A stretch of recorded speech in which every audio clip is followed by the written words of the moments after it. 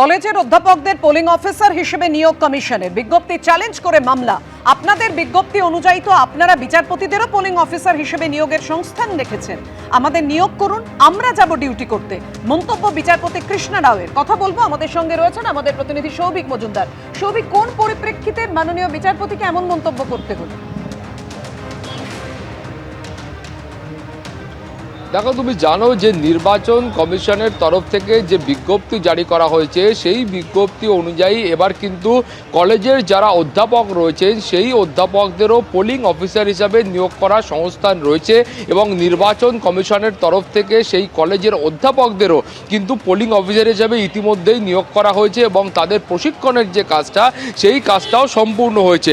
এখন এই কলেজ অধ্যাপকদের একাংশ তারা কলকাতা হাইকোর্টে এসে মামলা করেছেন এবং তাদের বক্তব্য হলো যে এইভাবে অধ্যাপকদের যদি এই কাজে অর্থাৎ ভোটের কাজে নিযুক্ত করা হয় সেক্ষেত্রে কিন্তু যা নিয়ম, যা কলেজের পঠন পাঠন রয়েছে সেই পঠন পাঠন বন্ধ হয়ে যাবে এবং এইভাবে যে প্রক্রিয়াতে নির্বাচন কমিশনের তরফ থেকে বিজ্ঞপ্তি দিয়ে কলেজের অধ্যাপকদের নিয়োগ করা হচ্ছে এইটা কিন্তু অভূতপূর্ব। ফলে এই অভিযোগ নিয়ে তারা যখন কলকাতা হাইকোর্টে আসছেন সেই মামলা এবং বিজ্ঞপ্তি দেখার পরে মাননীয় বিচারপতি কৃষ্ণা রাও তার মন্তব্য হচ্ছে যে নির্বাচন কমিশন তার যে নির্দিষ্ট অবস্থান রয়েছে সেই অবস্থানে তারা স্থির থাকতে পারছেন না। তাদের অবস্থান সময়ের সঙ্গে সঙ্গে পরিবর্তিত হচ্ছে এবং তিনি বলছেন যে এই যে নির্বাচন কমিশনের বিজ্ঞপ্তি সেই বিজ্ঞপ্তিতে তো কলকাতা হাইকোর্টের বিচারপতিদেরও পোলিং অফিসার হিসেবে নিয়োগ করার সংস্থান রয়েছে, ফলে আমাদেরকে নিয়োগ করুন, আমরাও তাহলে ভোটের ডিউটিতে গিয়ে অংশগ্রহণ করব।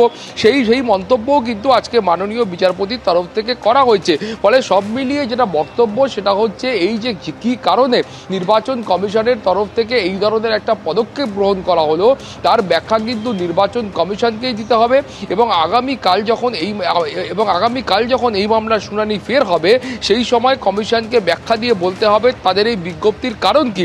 এবং এখানে যে অভিযোগ করা হচ্ছে যে নির্বাচন কমিশন তারা কিন্তু সময়ের সঙ্গে সঙ্গে নিজেদের যে অবস্থান রয়েছে সেই অবস্থান একাধিকবার পাল্টেছেন এবং নিজেদের যে বিজ্ঞপ্তি রয়েছে সেই বিজ্ঞপ্তিগুলো একাধিকবার পাল্টানো হয়েছে। ফলে নির্বাচন কমিশন কখনোই তার যে অবস্থান রয়েছে সেই অবস্থানের ক্ষেত্রে তারা কিন্তু স্থির থাকেননি। ফলে এই যে অধ্যাপকদেরকেও একটা পোলিং অফিসার হিসেবে নিয়োগ করা সেই গোটা বিষয়টাকে যে কলকাতা হাইকোর্ট খুব একটা ভালোভাবে দেখছেন না সেই বিষয়টা কিন্তু স্পষ্ট করা হয়েছে। ফলে আগামীকাল যখন শুনানি হবে সেই সময় এই মামলার ক্ষেত্রে যা প্রয়োজনীয় নির্দেশ আছে সেটা কলকাতা হাইকোর্ট দেবে। পাপিয়া, ধন্যবাদ তোমাকে সৌভিক।